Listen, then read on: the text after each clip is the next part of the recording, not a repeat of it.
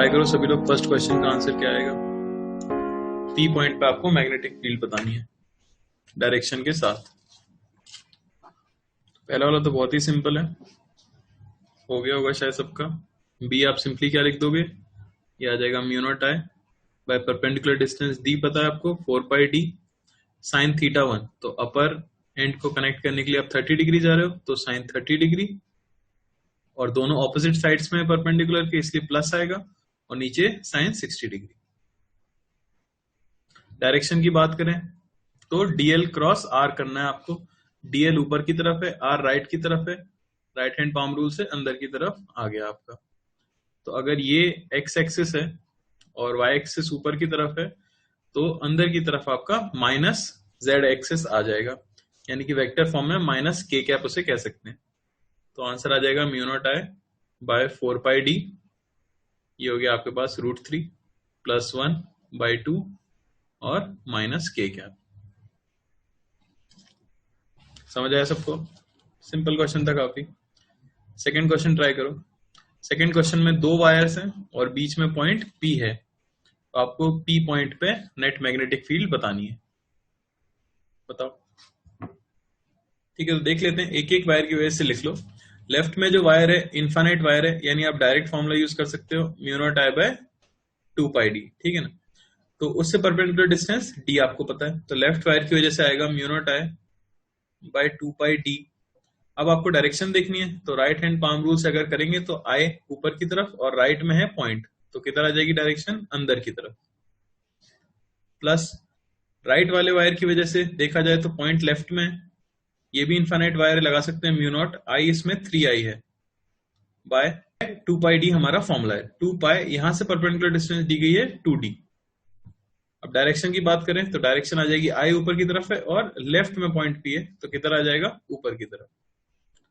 तो आप देख सकते हो कि दोनों की डायरेक्शन क्या है? ऑपोजिट है। तो किसी एक को आपको पॉजिटिव लेना होगा, किसी एक को आपको नेगेटिव लेना होगा। ठीक है, तो इसको मैं सिंपली लिख सकता हूं, अगर मैं अंदर वाले को पॉजिटिव मान लेता हूं, mu naught I by 2 pi D minus 3 mu naught I by 4 pi D. ये आपको मिल जाएगा कितना? ये मैंने माना अंदर की तरफ। ठीक है, पूरे पे आप साइन क्या लगा सकते हो? अंदर का साइन लगा सकते हो, क्योंकि अंदर वाले को आपने पॉजिटिव मान लिया है। ठीक है, इसी को अगर सॉल्व कर देंगे कितना मिल जाएगा हमें? ये मिलेगा आपको minus mu naught I by 4 pi D अंदर की तरफ। तो माइनस अंदर की तरफ, तो माइनस को अगर गायब करना है तो नेट कहां जाएगा? बाहर की तरफ। बाहर हमें पता है क्या है? के कैप है, यानी आंसर हम बोल सकते हैं mu naught I by 4 pi D K cap. K cap यानी कि out of the plane. Third का बताओ, थर्ड में क्या आएगा? इसमें एक इनफाइनाइट वायर है और एक सेमी इनफाइनाइट वायर है, तो देख लेते हैं। इनफाइनाइट वायर की वजह से अगर लिखेंगे तो क्या आएगा? ये आएगा आपका mu naught I by 2 pi D, और डायरेक्शन की बात की जाए तो वो आ जाएगा into the plane. Semi finite के लिए बात की जाए तो फॉर्मूला हो जाता है mu naught I by 4 pi D. तो म्यू नॉट आई इसमें 4i है बाय 4 पाई, और डिस्टेंस कितना है? 2d है। तो ये भी आपको कितना मिल गया? ये मिल गया mu naught I by 2 pi D. लेकिन डायरेक्शन की अगर हम बात करें तो आई ऊपर की तरफ और P पॉइंट लेफ्ट में, ये आ गया आउट ऑफ द प्लेन। तो इन्हें आपको ऐड करना है। देखो, equal magnitude opposite direction add होंगे तो फाइनली आंसर क्या आ जाएगा आपका? 0। तो P पॉइंट पे कोई मैग्नेटिक फील्ड नहीं है। समझ आई बात? तो आंसर हमारा क्या आ गया? नेट फील्ड का 0। अगला क्वेश्चन ट्राई करो, फोर्थ क्वेश्चन। चलो देख लेते हैं। तो क्या इस पॉइंट P के लिए बेसिकली 2 वायर्स हैं यहाँ पे, ठीक है ना, कनेक्टेड एक ही वायर है लेकिन वो बेंट है 2 वायर्स में, तो हम 2 को अलग अलग ट्रीट कर लेंगे। एक हमारे लिए ये वायर हो गया और यही करंट जब इसमें जाएगा तो एक वायर आपका ये हो गया। ठीक है, अब अगर सिर्फ इसकी बात की जाए, सिर्फ इस वाले वायर की बात की जाए, क्या पॉइंट P के लिए सेमी इनफाइनाइट है? नहीं। तो आपको पता है कि यहाँ से परपेंडिकुलर ड्रॉप किया तो वायर का कोई एक एंड होना चाहिए सेमी इनफाइनाइट होने के लिए। तो आप क्या करोगे? इस परपेंडिकुलर से टॉप और बॉटम को कनेक्ट करने की कोशिश करोगे। तो इस वायर के टॉप को अगर हम कनेक्ट करेंगे तो ये एंगल आएगा आपका थीटा। आप देख सकते हो tan थीटा, ये मिल जाएगा आपको dy/d यानी कि 1। तो थीटा आपको मिल जाएगा कितना? 45 डिग्री। तो टॉप को कनेक्ट किया तो थीटा आया 45 डिग्री। अच्छा, बॉटम कहाँ है? बॉटम तो इन्फिनिटी पे, तो बॉटम को कनेक्ट करने के लिए हमें कितना एंगल चलना पड़ जाएगा, तो वो एंगल ये वाला होगा, और वो कितना हो जाएगा 90 डिग्री, क्योंकि इन्फिनिटी पर है। तो θ2 आपके पास आ गया है कितना 90 डिग्री। दोनों एंड्स परपेंडिकुलर के ऑपोजिट साइड्स पे हैं, तो फॉर्मूला प्लस वाला यूज होगा। तो बी को मैं कह सकता हूं mu naught I by 4 pi, perpendicular distance है D, sine 45 degree plus sine 90 degree. Direction की बात की जाए तो आई क्रॉस आर डायरेक्शन आ जाएगी आपकी इनटू द प्लेन। तो ये आ चुका है किससे, लेफ्ट वाले वायर की वजह से। अच्छा, ऊपर वाले वायर के लिए भी सेम ही सिचुएशन है, क्योंकि ये एंगल भी कितना आ रहा है आपका 45 डिग्री आ रहा है। तो उसके लिए सिर्फ डायरेक्शन देख लेते हैं, मैग्नीट्यूड तो यही आने वाला है। डायरेक्शन आप देखो डीएल राइट की तरफ है, और आर वेक्टर कहां होगा इसका, नीचे की तरफ होगा। तो डीएल क्रॉस आर अगर आप करोगे तो वो अभी आ जाएगा इनटू द प्लेन। तो आप कह सकते हो कि B1 और B2 दोनों ही क्या आ रहे हैं, सेम आ रहे हैं और इनटू द प्लेन आ रहे हैं। तो बी नेट में क्या कह सकता हूं, इनके मैग्नीट्यूड का डबल, यानी कि 2 mu naught I by 4 pi D 1 plus 1 by root 2 into the plane, यानी कि माइनस के कैप। ये हमारा आंसर हो जाएगा। यानी कह सकते हैं mu naught I by 2 pi D 1 plus 1 by root 2 minus K cap. समझ आया? तो मोस्टली लोगों का आ गया ये। फिफ्थ बता दो, फिफ्थ का क्या आ जाएगा।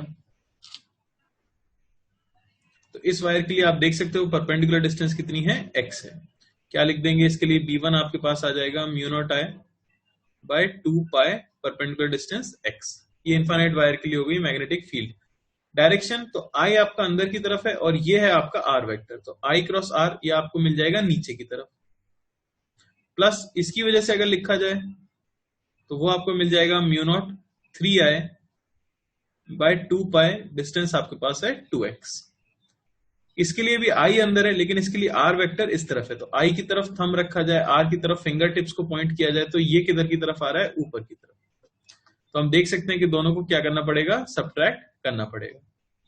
तो यहां से आपको मिलेगा बी नेट, ये मैं कह सकता हूं 3 mu naught I by 4 pi x minus mu naught I by 2 pi x. अगर मैं लिखना चाहता हूं जे कैप में, तो ऊपर वाली डायरेक्शन को पॉजिटिव मानते हुए मैंने क्या ले लिया, जे कैप ले लिया। तो ये हमें मिल जाएगा कितना, mu naught I by 4 pi x. ठीक है ना, और किधर की तरफ, जे कैप। फॉर्मूला याद रखना है, इनफाइनाइट के लिए mu naught I by 2 pi D formula हो जाता है। सिक्स्थ का बता दो क्या आ जाएगा, सेम टाइप का क्वेश्चन है एकदम। लेफ्ट वाले वायर की वजह से आप लिखोगे क्या आएगा, तो ये B1 आपको मिल जाएगा mu naught I by 2 pi x, और डायरेक्शन की बात की जाए तो वो माइनस जे कैप नीचे की तरफ आ रहा है, प्लस इस वायर की वजह से लिखा जाए तो आ जाएगा mu not 2i bye 2 pi, perpendicular distance क्या है 3x, और डायरेक्शन क्या आ जाएगी इसकी वजह से, ये आउट ऑफ द प्लेन है, तो इसके लिए भी आएगा माइनस जे कैप। यानी आपको दोनों को क्या करना है, ऐड करना है। तो ये आपको यहां से मिल जाएगा 5 mu naught I bye 6 pi x, और डायरेक्शन मिल जाएगी माइनस जे कैप। किसी को कोई डाउट? एट्थ का क्या आ जाएगा। तो यहाँ पे एक स्क्वायर लूप है हमारे पास, जिसकी साइड L है, और उसके सेंटर पे आपको मैग्नेटिक फील्ड बतानी है, और स्क्वायर लूप में करंट फ्लो कर रहा है I। तो हम ऐसा मान सकते हैं कि 4 वायर्स का कॉम्बिनेशन है ये, और चारों के लिए सिमेट्रिकल सिचुएशन है। आप डायरेक्शन अगर देखो तो ऊपर वाले की वजह से I इस तरफ है, उसके लिए R इस तरफ हो गया, इसके लिए I इस तरफ होगा और R इस तरफ होगा, इसके लिए I इधर, R इधर, और इसके लिए I इधर और R इधर। तो सबके लिए अगर आप I क्रॉस R करोगे तो वो इनटू द प्लेन ही आएगा। यानी चारों का मैग्नेटिक फील्ड सेम डायरेक्शन में आने वाला है, तो चारों का मैग्नेटिक फील्ड को हम ऐड कर सकते हैं। अब पॉइंट P चारों वायर्स के लिए एकदम सिमेट्रिकल है, तो किसी एक वायर का भी हम निकाल लें, उसे इंटू 4 करने से आपको नेट मैग्नेटिक फील्ड मिल जाएगा। तो एक वायर यहाँ पे देख सकते हो आप, L लेंथ का वायर है, और यहाँ पे पॉइंट है P, सेंटर पे है, तो ये डिस्टेंस होगी आपकी L/2। अब हमें बस टॉप और बॉटम को कनेक्ट करना है। ये फाइनाइट वायर है, तो आप देख सकते हो क्योंकि ये स्क्वायर है तो इसके डायगोनल्स 90 डिग्री पे इंटरसेक्ट हुए होंगे। तो ये एंगल हो गया आपका 45 डिग्री, और ये एंगल भी आपका क्या हो गया 45 डिग्री।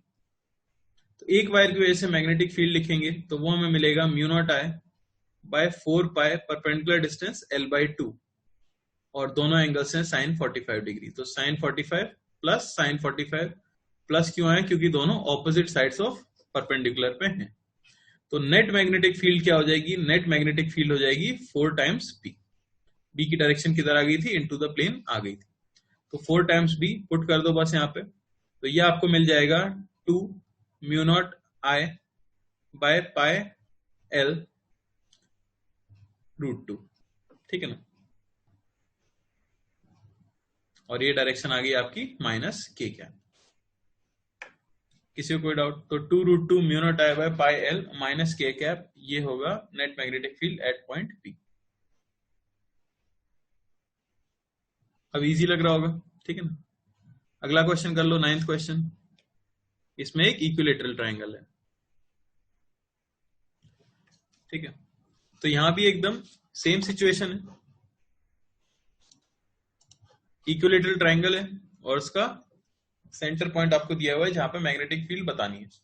तो तीनों वायर्स में करंट इस तरह से जाएगा और सेम करंट आ ही जाएगा। तो अगर आप तीनों वायर्स के लिए डायरेक्शन निकालो, इसके लिए आर ये हो गया, इसके लिए आर ये हो गया और इसके लिए आर ये हो गया, तो आई क्रॉस आर तीनों वायर्स के लिए जो आएगा वो आउट ऑफ द प्लेन आ जाएगा।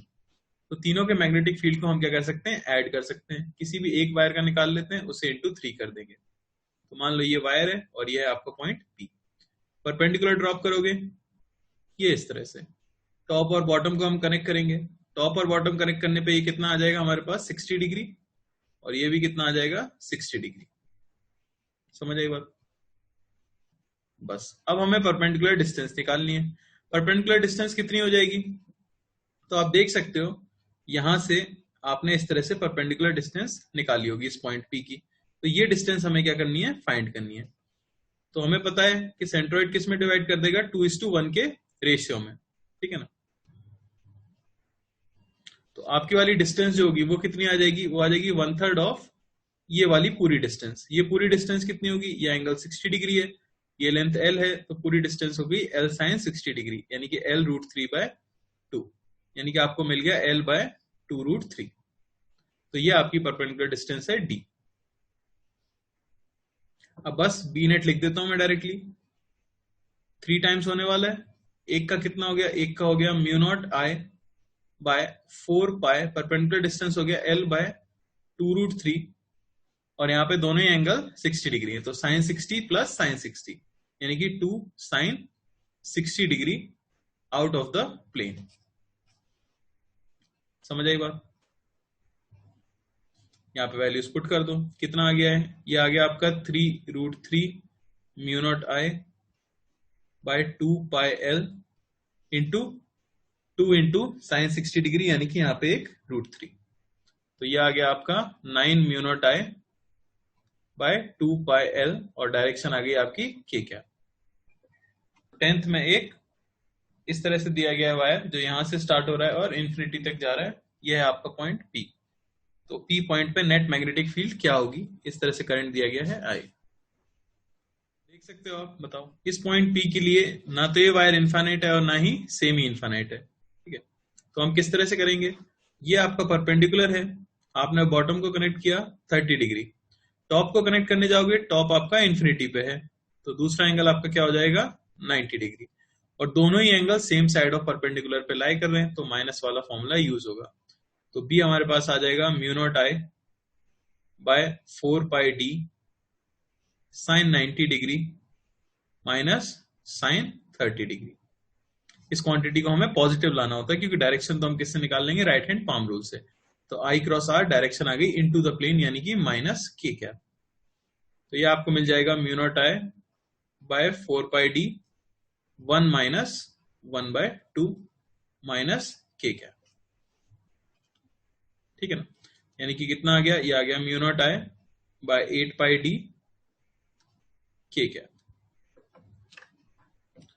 11th क्वेश्चन में ये दिया हुआ है आपको, यहाँ है आपका पॉइंट पी, ये डिस्टेंस दी गई है L और ये डिस्टेंस भी दी गई है L। बताओ क्या आएगा। देख लेते हैं, यहाँ पे हमारे पास 3 वायर के एलिमेंट्स हैं, हर एक का निकाल लेते हैं। सबसे पहले इस एलिमेंट की वजह से जो इन्फिनिटी से आ रहा है, इसकी वजह से मैग्नेटिक फील्ड पॉइंट पी पे कितनी हो जाएगी? 0 हो जाएगी। क्यों? क्योंकि हमने कल ही देखा था कि अगर कोई पॉइंट वायर की लाइन के अलोंग लाई करता है तो उसके ऊपर वायर की वजह से मैग्नेटिक फील्ड क्या आता है? 0 आता है। अब आपके पास दो एलिमेंट्स बचे, एक ये और एक ये। तो अगर इस एलिमेंट को देखा जाए तो ना तो ये इनफाइनाइट है और ना ही सेमी इनफाइनाइट है। इस वायर से परपेंडिकुलर डिस्टेंस हमें पता है कितनी है? L है।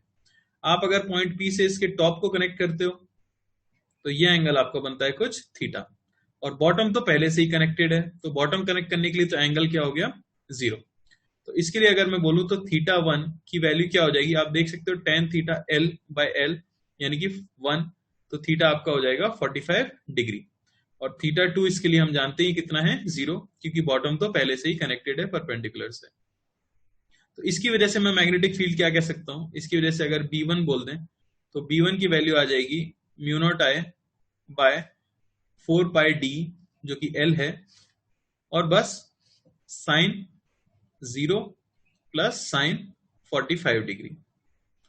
डायरेक्शन की बात की जाए तो I क्रॉस R, I ऊपर की तरफ है, R इस तरफ है, तो I क्रॉस R किधर आ जाएगा? Into the plane. ये आ गया आपके पास B1।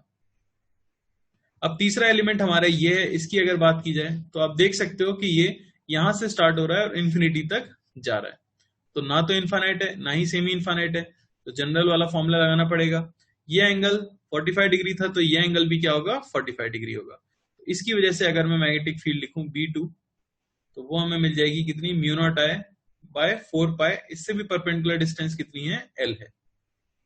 अब बस हमें वैल्यूज पुट करनी है। तो देखो टॉप को कनेक्ट किया तो एंगल 45 डिग्री, बॉटम इन्फिनिटी पे कनेक्ट करने जाएंगे तो ये एंगल फिर से कितना आएगा? पाई बाय 2, और दोनों ऑपोजिट साइड्स पे लाई कर रहे हैं इसलिए क्या हो जाएगा? Plus sine. तो आपका हो जाएगा sine 45 degree plus sine 90 degree. और डायरेक्शन की बात की जाए तो I जो है वो राइट की तरफ है और R वेक्टर जो है वो नीचे की तरफ है, तो I क्रॉस R की डायरेक्शन इनटू द प्लेन आ जाएगी। यानी कि दोनों मैग्नेटिक फील्ड को हम सिंपली क्या कर देंगे? ऐड कर देंगे। तो बी नेट जो आपको मिल जाएगा वो कितना मिल जाएगा? अगर आप ऐड कर दो तो यहां से हमें मिल जाएगा mu naught I by 4 pi L, ये तो कॉमन आ गया, 1 by root 2 plus 1 by root 2 plus 1, और डायरेक्शन है माइनस के। क्या समझ आया सबको? तो बी नेट मिल गया है कितना? ये कितना हो गया हमारे पास? रूट 2 प्लस 1, तो ये आ गया root 2 plus 1 by 4 mu naught I by pi L और माइनस के। क्या समझ आया? ट्राई करो सभी लोग क्वेश्चन नंबर 12। तो 12th भी एक अच्छा क्वेश्चन माना जाता है, ध्यान से करना। ठीक है, देख लेते हैं। तो यहाँ पे दो एलिमेंट्स है हमारे पास, एक तो ये जो इन्फिनिटी से आ रहा है और एक ये जो इन्फिनिटी तक जा रहा है। इसकी वजह से तो मैग्नेटिक फील्ड 0 हो गया, आपको पता है, क्योंकि पॉइंट P इसी की लाइन के अलोंग लाई कर रहा है। अब बचा ऊपर वाला वायर, तो इसकी वजह से आपको बताना है तो क्या इस पॉइंट P की इस वायर से परपेंडिकुलर डिस्टेंस D है? नहीं। तो पहले तो आपको इस पॉइंट P की इस वायर से परपेंडिकुलर डिस्टेंस कैलकुलेट करनी पड़ेगी, ठीक है ना। तो अगर आप इसे कुछ देखते तो ये वाला केस है जहां ऐसे वायर रहता था और पॉइंट P कुछ यहां आता था, ऐसी सिचुएशन है कुछ, ठीक है ना। तो परपेंडिकुलर डिस्टेंस पता करने के लिए मैं क्या करूंगा? इसे एक्सटेंड कर दूंगा और पॉइंट P से परपेंडिकुलर ड्रॉप कर दूंगा इस लाइन पे। तो ये एंगल 37, ये एंगल भी 37, तो ये एंगल आपको मिल गया 53 डिग्री। तो आप देख सकते हो जो परपेंडिकुलर डिस्टेंस होगी वो हो जाएगी D cos 53 डिग्री। तो ये आई है हमारे पास परपेंडिकुलर डिस्टेंस। अब परपेंडिकुलर से हम टॉप और बॉटम को कनेक्ट करते थे, तो परपेंडिकुलर से अगर आप टॉप बॉटम को कनेक्ट करोगे, परपेंडिकुलर से चल के अगर हम बॉटम को कनेक्ट करें तो एक तो हो गया ये, यानी एक एंगल तो है हमारा 53 डिग्री, और टॉप एंड तो कहां जा रहा है? इन्फिनिटी पे। तो परपेंडिकुलर से मेजर करना शुरू करें, बॉटम एंड को कनेक्ट करना है, तो ये एंगल फिर से कितना हो जाएगा आपका? 90 डिग्री। बॉटम एंड को कनेक्ट करने के लिए फिर से कितना हुआ? 90 डिग्री। बस अब इसमें वैल्यूज पुट कर देंगे। ध्यान क्या रखना है आपको कि परपेंडिकुलर के टॉप और बॉटम दोनों सेम साइड पे आ रहे हैं, तो फॉर्मूले में माइनस वाला साइन यूज होगा। तो मैग्नेटिक फील्ड आपको क्या मिलेगा? वो मिल जाएगा mu naught I by 4 pi, perpendicular distance है d cos 53 degree sine 90 degree minus sine 53 degree. और डायरेक्शन की बात की जाए तो देख ही सकते हैं हम, I इस तरफ है और पॉइंट हमारा P इस तरफ है, तो ये आ गई आउट ऑफ द प्लेन यानी कि K क्या। वैल्यूज पुट कर देता हूं मैं, ये आ गया mu naught I by 4 pi d cos 53 degree हो जाएगा 3/5, तो इंटू 3 और यहाँ पे हमें मिल गया 5, ये आ गया 1 माइनस साइन 53 डिग्री यानी 4/5। समझ आया? तो ये आपको मिल गया कितना, mu naught I by 12 pi d, और डायरेक्शन क्या आ गई इसकी, K क्या। मेनली क्या क्या पॉइंट्स थे, अच्छा क्वेश्चन क्यों है ये, क्योंकि एक चीज तो ये पता होनी चाहिए कि वायर की लाइन पे लाई करेगा तो कोई मैग्नेटिक फील्ड नहीं होगी। दूसरी चीज आप गलती ये कर देते हो कि आप डी ही डिस्टेंस मान लेते हो, तो पहले आपको परपेंडिकुलर डिस्टेंस निकालनी पड़ेगी, फिर उस परपेंडिकुलर से बॉटम कनेक्ट करो, टॉप कनेक्ट करो, क्योंकि दोनों परपेंडिकुलर के सेम साइड पे आ रहे हैं तो माइनस वाला फॉर्मूला यूज करना है। ये सब हमें समझना था। तो अब कर लेते हैं जो जेई एडवांस में क्वेश्चन आ चुका है, 13th क्वेश्चन है वो। 13th क्वेश्चन आपको बताना है magnetic field at the centre of hexagon. बताओ क्या आएगा। ठीक है, सिंपल है, एक वायर का निकालना है और इसे इंटू 6 करना है।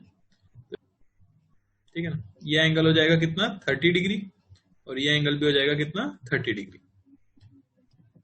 कितनी आ जाएगी हमारी परपेंडिकुलर डिस्टेंस, देख सकते हो आप यहां से tan 30 डिग्री, ये क्या हो जाना चाहिए, l/2 बाय आपकी परपेंडिकुलर डिस्टेंस d, यानी d की वैल्यू हमें मिल जाएगी कितनी, √3 l/2।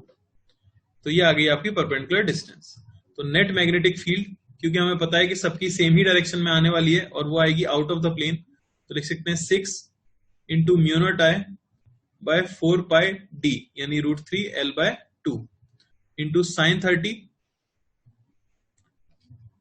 प्लस साइन 30 और आउट ऑफ द प्लेन। समझ आया? ये आपको मिल जाएगा कितना, ये मिल गया हमें √3 mu naught I by pi l। ठीक है ना, किधर, आउट ऑफ द प्लेन। किसी कोई डाउट? 15th का बता दो जरा, एक 15th और कर लेते हैं। 15th का आंसर क्या आ जाएगा। ठीक है, एक एक एलिमेंट का देख लो। सबसे पहले तो इस वायर के लिए, तो ये इन्फिनिटी से आ रहा था और ओरिजिन तक आया है, तो ओरिजिन से परपेंडिकुलर डिस्टेंस ही है इस पॉइंट की कितनी, a। तो P पॉइंट के लिए ये वाला जो Z एक्सिस पे वायर है, ये कैसा हो जाएगा आपका, सेमी इनफाइनाइट वायर हो जाएगा, यानी डायरेक्टली हम सेमी इनफाइनाइट का रिजल्ट यूज कर सकते हैं। तो B1 आपको मिल जाएगा कितना, mu naught I by 4 pi a, और डायरेक्शन की बात की जाए तो इनटू द प्लेन क्या है, करंट है, करंट है इनटू द प्लेन, और ये है आपका r वेक्टर, तो I क्रॉस r ये आ गया नीचे की तरफ यानी कि -j क्या। फिर बात करते हैं इस एलिमेंट की, तो ये एलिमेंट y एक्सिस पे है, आप देख सकते हो। बॉटम तो इसका कनेक्टेड ही है, टॉप अगर कनेक्ट करोगे तो ये एंगल आएगा आपका थीटा। ये एंगल कितना हो जाएगा, तो आपको पता है ये है a और ये है a, यानी tan थीटा हो गया कितना आपका 1, तो थीटा हो गया आपका कितना 45 डिग्री। तो इस एलिमेंट की वजह से B2 जो आएगा हमारे पास, वो आ जाएगा mu naught I by 4 pi a sine 0 plus sine 45 degree. और डायरेक्शन की बात करें तो I ऊपर है और ये है r वेक्टर, तो I क्रॉस r ये आ गया इनटू द प्लेन यानी -k कैप, तो ये आ जाएगा mu naught I by 4√2 pi a और -k कैप। बचा आपका तीसरा एलिमेंट, तीसरा एलिमेंट ये है, ये करंट लेके जा रहा है राइट की तरफ, तो इसके लिए r वेक्टर कौन सा होगा, ये होगा इसके लिए r वेक्टर। ठीक है ना, परपेंडिकुलर डिस्टेंस हमें पता ही है कितनी है, a है, तो B3 हम क्या लिख सकते हैं, B3 आ जाएगा आपका mu naught I by 4 pi a। अच्छा, परपेंडिकुलर से आप टॉप कनेक्ट करोगे तो ये एंगल आपका फिर से कितना आ जाएगा 45 डिग्री, और बॉटम तो कहां है, इन्फिनिटी पे, दोनों ऑपोजिट साइड्स में, तो प्लस वाला फॉर्मूला होगा यानी कि sine 90 plus sine 45 degree. Direction की बात की जाए तो I क्रॉस r, I पे थंब रखते हुए r की तरफ पॉइंट करेंगे, इनटू द प्लेन आएगा यानी कि -k कैप। तो ये आपको मिल गया कितना, ये मिल गया 1 + 1/√2 यानी mu naught I by 4√2 pi a 1 + √2। और माइनस के कैप। इन तीनों मैग्नेटिक फील्ड का जो समेशन होगा वही आपका आ जाएगा नेट मैग्नेटिक फील्ड। कौन कौन सी मैग्नेटिक फील्ड आ गई है? एक तो माइनस जे कैप में, एक ये वाली आपकी माइनस के कैप में, और एक ये तीसरी वाली भी माइनस के कैप में। समझ आया? तो मान लो कि ये आपकी एक रिंग है, ठीक है, और इसकी एक्सिस पे कोई पॉइंट है P, और हमें इस P पॉइंट पे बतानी है कि कितनी मैग्नेटिक फील्ड्स होगी। ठीक है, इसमें करंट दिया हुआ है इस तरह से, I करंट फ्लो कर रहा है, ये इस तरह से घूम रहा है 3D में, यानी नीचे से अंदर की तरफ जा रहा है करंट, और ऐसे घूम के यहां से बाहर की तरफ आ रहा है। ठीक है ना, इमेजिन करने की कोशिश करो। पॉइंट की डिस्टेंस आपको दे दी गई है x है, और रिंग की रेडियस में ले लेता हूं r। हमें बताना है कि यहाँ पे मैग्नेटिक फील्ड कितनी आएगी। क्या करेंगे, आप ले लोगे पहले एक छोटा सा वायर का एलिमेंट, ये मैंने ले लिया dl लेंथ का एलिमेंट। इस dl लेंथ में करंट किधर फ्लो कर रहा है? तो out of the plane flow कर रहा है। मैंने टॉप वाला पॉइंट ले लिया, ठीक है ना, इस तरह से आपकी रिंग है, तो मैंने सबसे टॉप वाला छोटा सा एलिमेंट ले लिया है। तो इस वायर की वजह से हमें इस पॉइंट P पे क्या लिखनी है? मैग्नेटिक फील्ड लिखनी है। तो ऑब्वियसली ये हो गया आपका R वेक्टर, तो R वेक्टर से परपेंडिकुलर ही आएगी आपकी छोटी सी मैग्नेटिक फील्ड dP। ठीक है ना, ये हम जानते हैं। ये एंगल मान लेता हूं मैं कुछ है थीटा। ठीक है, बताओ जरा dB की वैल्यू क्या आएगी? तो dB आप लिख सकते हो, dB हो जाएगा म्यू नॉट I, क्योंकि उसमें भी करंट I है, बाय 4 पाई R, क्योंकि परपेंडिकुलर डिस्टेंस कितनी है? R है, ठीक है ना, इंटू DL,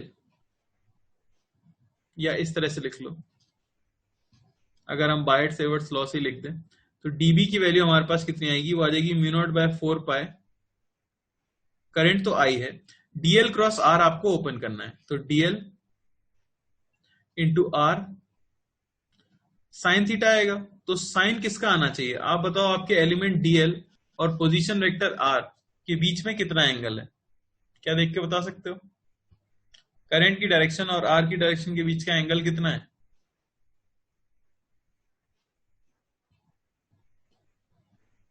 सही बात है, कितना है? 90 डिग्री, क्योंकि करंट आ रहा है आउट ऑफ द प्लेन, जबकि R वेक्टर इसी प्लेन में है। तो यहां मैं लिख दूंगा साइन 90 डिग्री बाय R3। ये आ गया आपके पास dB।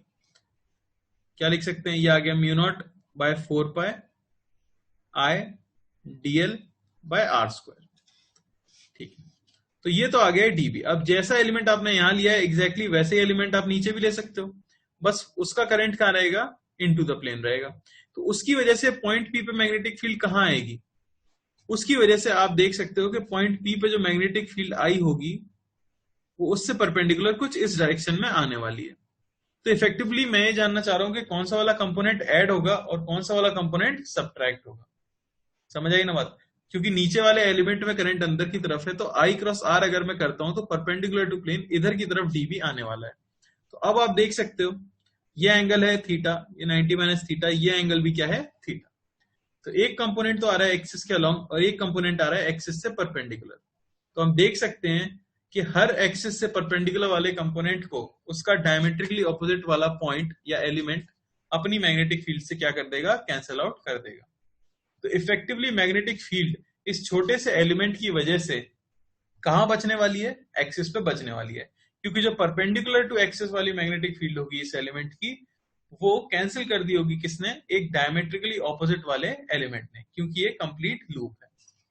ठीक है, तो एक्सिस पे मैग्नेटिक फील्ड निकालने के लिए हम क्या लिख सकते हैं कि dB एक्सिस पे जो आ जाएगा वो हो जाएगा आपका dB और साइन थीटा। इसी को अगर हम इंटीग्रेट कर दे तो हमें नेट मैग्नेटिक फील्ड मिल जाएगी। तो B ऑन एक्सिस आपको कितना मिल जाएगा? वो आ जाएगा mu naught by 4 pi I DL बाय R² इंटू साइन थीटा। तो साइन थीटा की वैल्यू क्या हो जाएगी? Perpendicular capital R by hypotenuse small r। तो वो हो गया आपका R बाय R। देख लेते हैं इंटीग्रेशन, ठीक है ना। तो एक्सिस पे मैग्नेटिक फील्ड हमें मिलने वाली है integration of mu naught I by 4 pi R by, आप ये देख सकते हो आर क्यूब हो गया, ये आर क्या था, आर था under root of capital R का square plus x square, hypotenuse ही तो है, हमें पता है कि आर की वैल्यू है under root of R square plus x square, क्योंकि पॉइंट फिक्स है, तो उसे मैं यहां पे पुट कर देता हूं, तो यहां मिल जाएगा आपको R square plus x square की पावर 3/2 और इंटू डीएल। कॉन्स्टेंट्स को बाहर निकाल लेते हैं, तो mu naught I R by 4 pi R square plus x square की पावर 3/2, इंटीग्रेशन में क्या बच जाएगा, डीएल। पूरे लूप के लिए जब आप इंटीग्रेशन करोगे डीएल का, तो आपको क्या मिल जाएगी, सरकमफ्रेंस ऑफ लूप। तो एक्सिस पे मैग्नेटिक फील्ड जो हमें मिल जाती है वो आ जाएगी mu naught I R by 4 pi R square plus x square की पावर 3/2 इंटू 2 पाई आर, या आप कह सकते हो एक्सिस पे मैग्नेटिक फील्ड आ जाती है mu naught I R square by 2 R square plus x square की पावर 3/2। तो ये फॉर्मूला में क्या करना होता है, याद रखना होता है, magnetic field on the axis of a current carrying loop. किसी को कोई डाउट? तो ये फॉर्मूला आपको याद रखना होता है किसका, magnetic field on the axis का। आप देख सकते हो कि मैग्नेटिक फील्ड मैक्सिमम कहां पे होगी, मैग्नेटिक फील्ड मैक्सिमम तब होगी जब x क्या होगा, मिनिमम होगा, बेसिकली एक्स स्क्वायर जो है मिनिमम होगा, और एक्स स्क्वायर मिनिमम कितना हो सकता है, 0, यानी बी मैक्स जो होता है वो कहां पे होता है, सेंटर पे होता है, और उसकी वैल्यू कितनी आएगी, x को अगर आप 0 रख दो तो वो आएगा आपके पास mu naught I bye 2r। ये भी हमें याद रखना होता है। अगर ग्राफ प्लॉट करें इसके लिए, तो ये हो गया आपका x, ये हो गया b, ये हो गया सेंटर, तो कुछ ऐसा ग्राफ बनता है। मैग्नेटिक फील्ड सबसे ज्यादा स्ट्रॉन्ग कहां रहेगी, सेंटर पे, और जैसे जैसे आप एक्सिस पे चलोगे सेंटर से दूर, मैग्नेटिक फील्ड की वैल्यू क्या होती रहेगी, घटती रहेगी। ठीक है ना। फॉर्मूला एक बार मैं बोलूंगा, ध्यान से देख लेना। इलेक्ट्रोस्टैटिक्स में भी रिंग का कुछ ऐसे ही ऐसा आता है, तो हम कंफ्यूज हो जाते हैं, इसमें नीचे कोई पाई नहीं आता है और ऊपर आर स्क्वायर आता है। ठीक है, अगर इसका डायग्राम ड्रॉ किया जाए तो आप देखो, पहले तो डायरेक्शन क्या आई, तो नेट इस एक्सिस पर जो मैग्नेटिक फील्ड की डायरेक्शन आई है वो ये आई है आपकी। अगर एक्सिस पे आप पीछे कोई पॉइंट ले लेते, यहां पे कोई पॉइंट ले लेते, तो बताओ डायरेक्शन क्या आती, राइट में ही आती या लेफ्ट में हो जाती, तो राइट में ही आती। ठीक है ना, आप चाहो तो करके देख सकते हो। ठीक है, क्योंकि इस वाले की वजह से किधर आएगी, तो आई क्रॉस आर करेंगे, इसकी वजह से मैग्नेटिक फील्ड इधर, इसकी वजह से मैग्नेटिक फील्ड पूछी जाए, इसकी वजह से मैग्नेटिक फील्ड इधर, तो नेट आप देख सकते हो किधर आने वाली है, अलोंग द एक्सिस ही आने वाली है। तो अगर आपसे बोला जाए कि डायरेक्शन ऑन एक्सिस कैसे निकाला जाए, direction of magnetic field on axis कैसे कैलकुलेट किया जाए, तो उसके लिए भी हम एक रूल अप्लाई कर लेते हैं। तो वायर के लिए तो आपने कौन सा यूज किया है, वायर के लिए आपने यूज किया है राइट हैंड पाम रूल। ठीक है ना। यहां पे आप डायरेक्शन के लिए क्या यूज कर सकते हो, आप यूज कर सकते हो राइट हैंड को ही, लेकिन इस तरह से मान लो कि आपका लूप ये है और इसमें करंट इस तरह से फ्लो कर रहा है, तो इसकी पूरी एक्सिस पे किसी भी पॉइंट पर मैग्नेटिक फील्ड की डायरेक्शन क्या होगी, कोई अगर आपसे पूछे तो आपको क्या करना है, आपको अपने राइट हैंड की फिंगर्स को कर्ल करना है, यानी कि घुमाना है in the direction of current. तो अगर मैं राइट हैंड की फिंगर्स को घुमाऊंगा इस तरह से, तो जो थंब है वो आपका किधर पॉइंट करेगा, मैग्नेटिक फील्ड की डायरेक्शन में पॉइंट करेगा। तो अगर इस तरह से आप एंटी क्लॉकवाइज अपने हाथ को घुमाते हो, तो थंब किधर पॉइंट करता है, out of the plane point करता है, तो नेट मैग्नेटिक फील्ड किधर होगी, बाहर होगी एक्सिस के हर पॉइंट पर। समझ आई बात। सिमिलरली मैं अगर आपको बोलूं कि ये आपका लूप है और करंट इस तरह से फ्लो कर रहा है, तो एक्सिस पे मैग्नेटिक फील्ड की डायरेक्शन क्या होगी, तो हाथ अगर आप घुमाओगे इस तरह से, तो इस बार थंब आपका कहां चला जाएगा, इनटू द प्लेन चला जाएगा, तो मैग्नेटिक फील्ड कहां होगी, अंदर की तरफ होगी।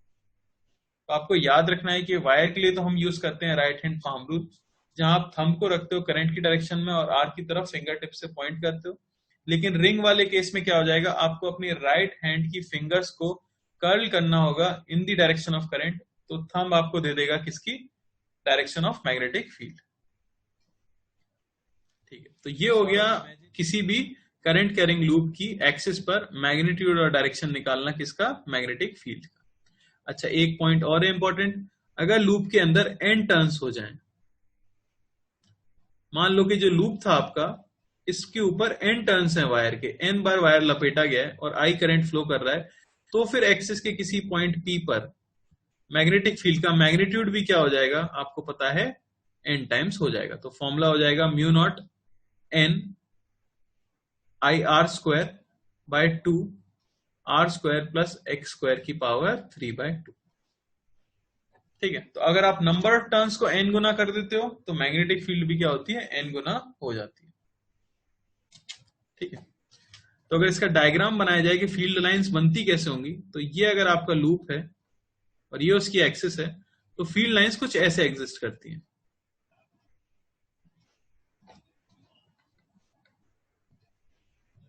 और आपको पता है कि ये सारी फील्ड लाइंस एक क्लोज लूप बना रही होंगी, ये आपको याद रखना इंपॉर्टेंट है क्योंकि इस पे भी क्वेश्चन आते हैं। ठीक है ना, ये सारे के सारे क्या बना रहे हैं, एक क्लोज लूप बना रहे हैं। और ये मुझे कैसे पता लगा, क्योंकि यहां से करंट बाहर आ रहा था, यहां से करंट अंदर जा रहा है, इस तरह से करंट फ्लो कर रहा है। तो मैंने क्या किया, अपने हाथ को इस तरह से घुमाया।